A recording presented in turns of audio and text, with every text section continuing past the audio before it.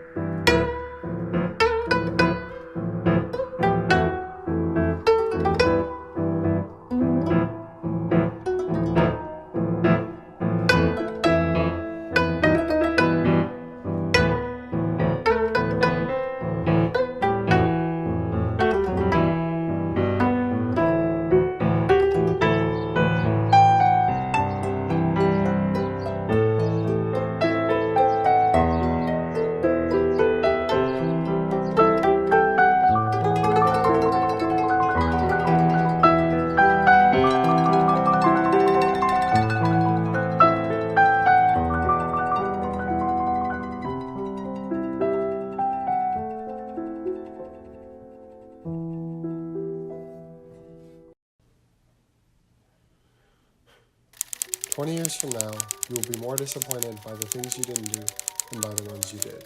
Mark Twain. He wrote this not knowing what climate change is or even that a problem so severe could exist. Yet the quote itself displays the problem and how we should tackle it masterfully. We must take what is called a no-regrets approach, as coined by Alan Savory in his TED Talk about climate change. This is essentially attacking the problem with everything we have so that even if it fails, we will have no regrets for not trying hard enough and putting everything we had into it. We must do this because if we do not, our children and all the generations to come will just continue to suffer until the planet just dies. However, while most have heard of climate change, many don't really know exactly what it is. And the truth is, climate change covers a wide range of occurrences all over our planet, but the aspects of climate change that is most drastic and that we will be talking about is the warming of our atmosphere due to human activities and all the dangers it poses towards us. But if it really is so dangerous, then how do we stop it? In order to find this answer, we must go back to the beginning of when us as humans really had an impact on climate change, and that is the Industrial Revolution. It is here in 18th century Britain that our impact on climate change really began to make its mark. The invention of the steam engine caused the usage of coal to skyrocket.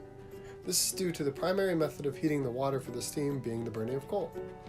This burning of coal produces the most impactful and prominent greenhouse gas, carbon dioxide.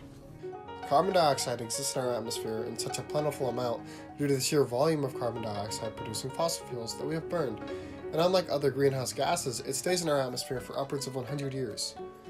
But there also are many other fossil fuels that are similarly, if not more dangerous than carbon dioxide. Such gases include methane, nitrous oxides, and even water vapor.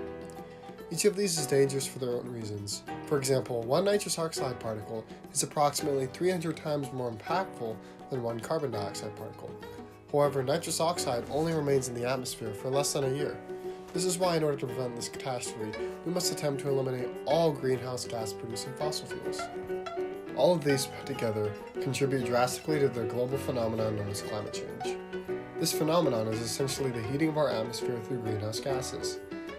It occurs through these gases reacting with UV radiation, causing heat to be trapped and remain in the lower atmosphere, thus increasing the temperature. And a common misconception is that the only real impact climate change has is the temperature getting a little warmer. However, the temperature change is actually one of the least of the problems caused by climate change. But this increased temperature has led to a dangerously rapid rate that our polar ice caps are melting. This is because when the atmosphere warms due to climate change, it causes ice caps in Greenland, Antarctica, and other places all around the world to begin to melt. And when the ice melts, it causes another big problem. Due to the different gases that were in our atmosphere hundreds of thousands of years ago when the ice caps were first formed, the ice caps contain many gases within them. A majority of these gases are methane or carbon dioxide. And these two gases are two of the largest contributors to global climate change and global warming. This is a problem because when the ice melts, it releases these gases into the atmosphere, causing the temperature in the atmosphere to rise even faster. This then causes ice to melt more rapidly, and this continues to repeat itself, creating what is commonly known as a positive feedback loop, as referenced in the book Living in the Environment by Fred J. Miller. This has occurred, is occurring, and will continue to occur until all of the ice is melted. And this ice melting leads to another issue. And this is the rapidly rising sea level due to the ice melting and entering the water.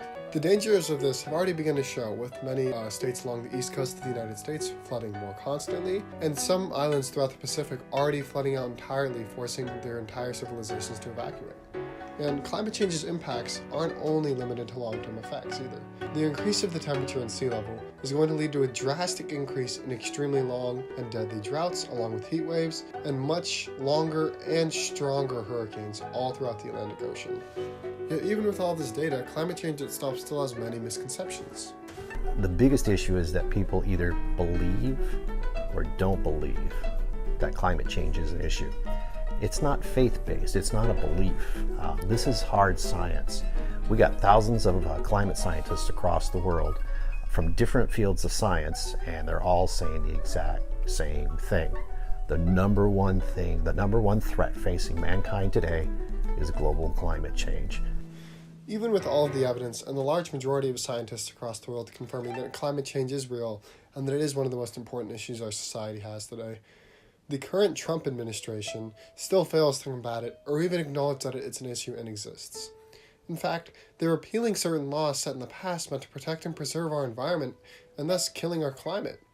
They're allowing more forests to be cleared for industrial purposes such as mining, logging, and agriculture, and this not only increases the amount of emissions of methane via agriculture and carbon dioxide via mining, but it also reduces the number of trees available to absorb carbon dioxide from the atmosphere. The administration has also withdrawn from certain international treaties meant to prevent climate change, such as the Paris Accords.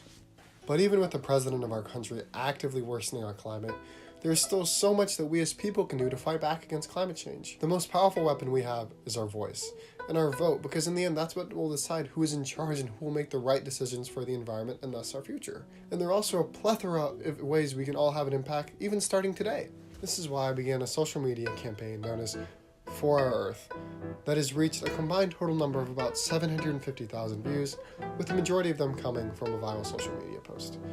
And the campaign is just based around spreading the word on how we can have a really meaningful impact on climate change. And some of those ways include switching your light bulbs from fluorescents to LEDs, and making sure you turn off those lights and all other electronics whenever you're not using them. You should run cold water instead of hot water when you wash your clothes. Make sure to clean your lint out every time you run the dryer, or even better, hang drying your clothes instead of running the dryer, especially with the incoming summer months. And these simple changes don't only help the environment, but they'll also help you save money on your electricity bills. And this is just the beginning of how you can have a really meaningful impact on our environment, with so many other ways just being a simple Google search away. And still, I as well as anyone knows how bad this whole situation sounds. Because it is. And how it often feels like we have no chance and that our impact over the past few centuries is just too great to turn around, but the truth is, we still have hope. We've already begun to fight back and really spark a change in this battle against climate change. And this progress in the fight back against climate change is shown by former presidential candidate and climate change activist Al Gore in his TED Talk about this very idea. The idea that we're actually doing good and people and industries are beginning to change to help save our environment. And he shows how we're developing new renewable resource facilities at a rate exponentially higher than we're creating fossil fuel burning facilities. And that the amount of renewable resource we're using is surpassing expectations every single year. This optimism about climate change is shown within the documentary Switch. This talks about how we're constantly developing new resource facilities that all rely on renewable resources, and how these facilities are not only money savers, but ensures of future generations to be able to survive. Whether it's through geothermal energy in Europe or wind power in Texas, these methods are becoming a greater and greater part of our society every single day. Now with all this, I don't expect you to go out and plant a forest or build a wind farm, but I do ask you one thing. Love and care for our planet. It has given us life and so much more, but it can take all of that away just as easily. I'm not asking you to plant a forest. I'm just asking you to do something. Do anything that is just for our Earth.